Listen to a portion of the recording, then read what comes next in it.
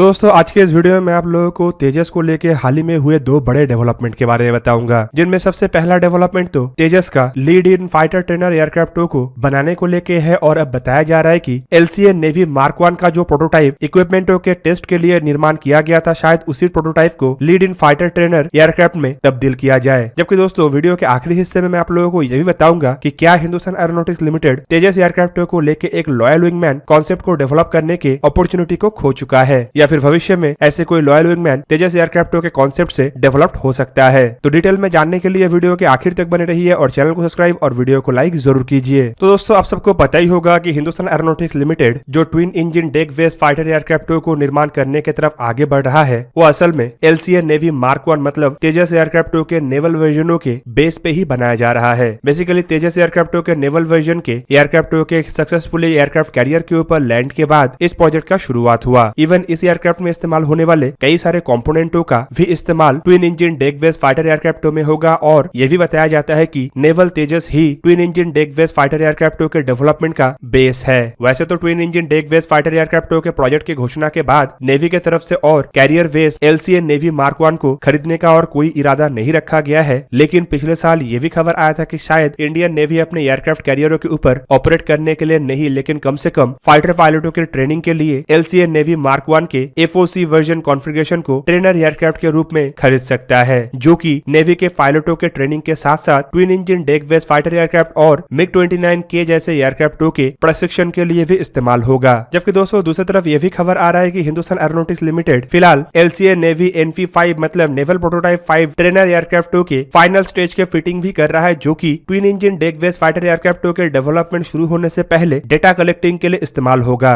और साथ ही साथ यह भी खबर आ रहा है कि हिंदुस्तान एरोनॉटिक्स लिमिटेड अब नेवी के साथ LCA Tejas lead in fighter trainer programme को लेके भी चर्चा कर रहा है, जो संभावित नेवी के LCA नेवी मार्क 1 प्रोजेक्ट के साथ सिमिलरिटी के साथ डेवलप किया जाएगा। दोस्तों यहाँ पे आपके जानकारी के लिए बता दूं कि बताया जा रहा है कि LCA नेवी मार्क 1 प्रोजेक्ट में जिस तरीके से एयरक्राफ्टों के कंपोनेंटों का इस्तेमाल किया गया था, अगर नेवी के द्वारा LCA lead in fighter trainer कॉन्सेप्टों के साथ आगे बढ़ा जाता है तो लगभग उन्हीं कंपोनेंटों का इस्तेमाल नेवी के ये लीड इन फाइटर ट्रेनर एयरक्राफ्टों में हो सकता है। पर फिलहाल अगर तेजस लीड इन फाइटर ट्रेनर प्रोजेक्टों को देखा जाए तो इंडियन एयरफोर्स इस प्रोजेक्ट में ऑन बोर्ड है। इंडियन एयरफोर्स अपने बेड़े में इन एयरक्राफ्टों को शामिल करने के लिए काफी अधिक पॉजिटिव है और बताया जा रहा है कि इन एयरक्राफ्टों में इस्तेमाल होने वाले जो नया कंपोनेंट और टेक्नोलॉजीज का डेवलपमेंट हुआ है, एक बार इसके टेस्ट संपूर्ण होने के बाद एयरक्राफ्टों के ऊपर काम किया जाएगा। इवन दोस्तों इन कंपोनेंटों का इस्तेमाल तेजस मार्क 1A एयरक्राफ्टों में भी किया जाएगा। दोस्तों अगर नेवी की तरफ से lead in fighter trainer project के साथ आगे बढ़ा जाता है तो माना जा रहा है कि इससे जो LCA नेवी मार्क 1 एयरक्राफ्टों के डेवलपमेंट होगा वो न्यूली ग्रेजुएट नेवल फाइटर पायलटों को और बेहतरीन ढंग से ट्रेनिंग प्रोवाइड करने में मदद करेगा। बेसिकली पायलटों को BAE Hawk advance jet trainer एयरक्राफ्टों से एडवांस ट्रेनिंग प्रोवाइड किया जाता है और उसके बाद पायलटों को MiG-29 एयरक्राफ्ट के ट्रेनर वर्जनों को फ्लाई करके अपने एक्सपीरियंस हासिल करना पड़ता है। जबकि MiG-29 एयरक्राफ्ट ऑलरेडी पुराना हो चुका है, आप सबको पता ही होगा कि twin engine deck based fighter एयरक्राफ्टों के द्वारा इन एयरक्राफ्टों को रिप्लेस किया जाएगा। ऐसे में LCA नेवी मार्क 1 के बेस पे अगर कोई लीड इन फाइटर ट्रेनर एयरक्राफ्टों के डेवलपमेंट होता है तो MiG-29 एयरक्राफ्टों को फ्लाई करने से पहले और twin engine deck based fighter एयरक्राफ्टों को फ्लाई करने से पहले नेवी के या न्यूली ग्रेजुएट फाइटर पायलटों को और एक्सपीरियंस हासिल करने के लिए इन एयरक्राफ्टों के द्वारा और अधिक ट्रेनिंग प्रोवाइड किया सकेगा। जबकि दूसरी तरफ इससे twin engine deck based fighter एयरक्राफ्टों के भी कोई ट्रेनिंग वर्जनों के डेवलपमेंट का आवश्यकता नहीं पड़ेगा, क्योंकि उस काम को इस तरीके के लीड इन फाइटर ट्रेनर एयरक्राफ्टों के द्वारा संपूर्ण किया जा सकेगा। और दोस्तों बताया जा रहा है कि अगर नेवी इस मामले को लेकर ऑनबोर्ड होता है तो LCA नेवी मार्क 1 एयरक्राफ्टों में अधिक कोई तब्दीली ना करते हुए ही इन एयरक्राफ्टों का डेवलपमेंट हो सकता है, जिनमें खाली एयरक्राफ्टों के कॉकपिट लेआउट को बदलना पड़ेगा और कुछ नया एवियोनिक्स के साथ ये नया एयरक्राफ्ट जल्द से जल्द तैयार हो सकेगा। दोस्तों अब चलिए जानते हैं तेजस के बेस में जो लॉयल विंगमैन कॉन्सेप्ट है उसके बारे में। तो दोस्तों कुछ साल पहले तेजस एयरक्राफ्टों के बेस पे एक अनमैन फाइटर एयरक्राफ्ट डेवलप करने का बात सामने आया था। बेसिकली ये एक तरीके का चर्चा था और इसे लेके किसी भी तरीके का कोई भी ऑफिशियल कंफर्मेशन नहीं था। दोस्तों इस चर्चा में तेजस एयरक्राफ्टों के बेस पे जो अनमैन एरियल व्हीकल निर्माण करने का बात उठाया गया था, उसमें एयरक्राफ्ट के एग्जिस्टिंग एयरफ्रेम इस्तेमाल करने के साथ साथ इसमें इस्तेमाल होने वाले कॉकपिट को एयरक्राफ्ट से अलग करने के अलावा इजेक्शन सीट जैसे अन्य कई तरीके के लाइफ सपोर्टिंग इक्विपमेंट जो कि मैंड एयरक्राफ्टों में इस्तेमाल होता है उसे हटा के बनाने का बात कहा गया था। बेसिकली इस तरीके के एयरक्राफ्ट को अनमैन कॉम्बैट एरियल व्हीकल के रूप देने का चर्चा था, जिसमें एडिशनल फीचर्स के रूप में फुल्ली ऑटोमेटिक टेक ऑफ और लैंडिंग के कैपेसिटी के अलावा low radar cross section, high situational awareness, active electronical scan array radar और AI बेस्ड कंप्यूटर सिस्टम जो कि एयरक्राफ्ट को मैंड एयरक्राफ्ट जैसे कि सुखोई 30 MKI और तेजस फ्लीट के साथ एक साथ ऑपरेट करने में मदद करे।